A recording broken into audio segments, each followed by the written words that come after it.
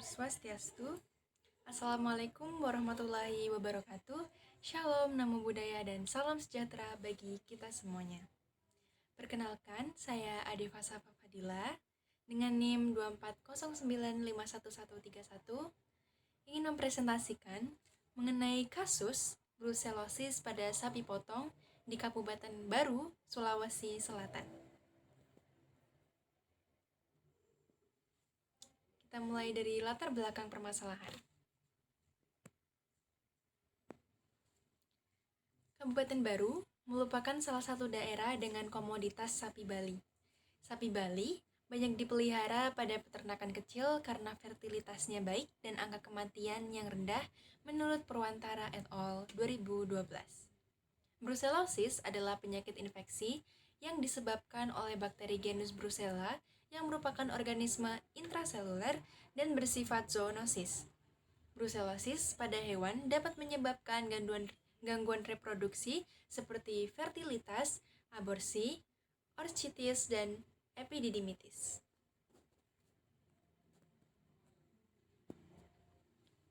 Gejala klinis brucellosis bisa menular ke manusia. Pada manusia yaitu adanya kelemahan, demam, intermiten, menggigil, berkeringat, sakit pada persendian, sakit kepala, dan lain sebagainya. Kendala yang dihadapi dalam menanggulangi kasus brucellosis yakni adalah tidak ketatnya pengendalian lalu lintas sapi serta sulitnya mengontrol sapi yang terinfeksi. Berdasarkan data yang diperoleh, kasus ini masih sering terjadi di Kabupaten Baru, Sulawesi Selatan. Oleh karena itu, diperlukannya kajian terhadap data hasil monitoring brucellosis pada sapi potong di Kabupaten Baru, Sulawesi Selatan yang akan kita bahas setelah ini.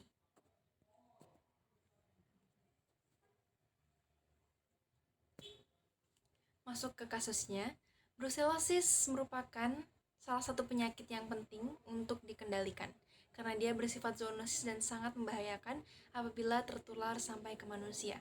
Penyakit ini cukup berperan dalam sektor peternakan. Jumlah kasus brucellosis di Kabupaten Baru mengalami fluktuasi atau kenaikan selama 3 tahun, yakni 2015 sampai 2017 dengan total 95 kasus. Diagnosis penyakit dilakukan berdasarkan pelaporan dari para peternak dan juga gejala yang dialami oleh sapi potong. Gejala klinis yang teramati pada sapi betina bunting adalah abortus dalam kebuntingan di atas 4 bulan. Sedangkan pada pejantan adalah munculnya higroma. Kabupaten Baru memiliki 7 kecamatan dengan kasus brucellosis tertinggi terdapat di Kecamatan Malusetasi. Menurut hasil kuesioner, pemeriksaan lalu lintas ternak di pos pemeriksaan di Kecamatan Malusetasi kurang optimal. Resiko penyebaran brucellosis pada sapi potong di Kabupaten Baru dikategorikan berdasarkan nilai incidence rate. Hasilnya menunjukkan tidak terdapat kecamatan yang termasuk dalam wilayah resiko tinggi, dan terdapat 1 kecamatan dengan resiko sedang, yakni Kecamatan Malusetasi tadi, dan terdapat 6 kecamatan dengan resiko rendah. Kita masuk ke upaya pencegahan dan pengendalian.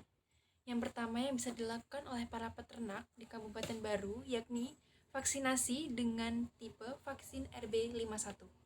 Lalu dilakukannya pemeriksaan hewan baru di checkpoint, dilakukannya disinfeksi kandang, peralatan, dan juga area peternakan,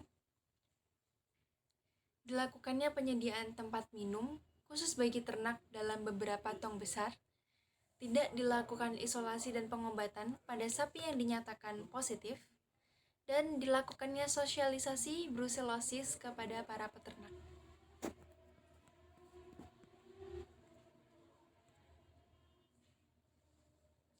Masuk ke bagian kesimpulan, tidak terdapat kecamatan di Kabupaten Baru yang memiliki resiko tinggi dalam kasus brucellosis. Resiko sedang terjadi pada Kecamatan Malusetasi dan 6 kecamatan lainnya dinyatakan beresiko rendah. Saran yang diberikan untuk menekan penyebaran kasus brucellosis adalah dengan melakukan vaksinasi, pemeriksaan hewan baru di checkpoint, disinfeksi kandang, dan lain sebagainya. Baik, kita masuk ke daftar pustaka. Daftar pustaka yang diambil oleh presenter yakni dari Fitria N. Bisestiani H. Wicaksono A. tahun 2020 dengan judul Jurnal Kejadian Brusellosis pada Sapi Potong dan Pemetaan Wilayah Beresiko di Kabupaten Baru, Provinsi Sulawesi Selatan tahun 2015 sampai 2017. Diterbitkan oleh Jurnal Kajian Veteriner, halaman 6, volume 2, halaman 111 sampai 120.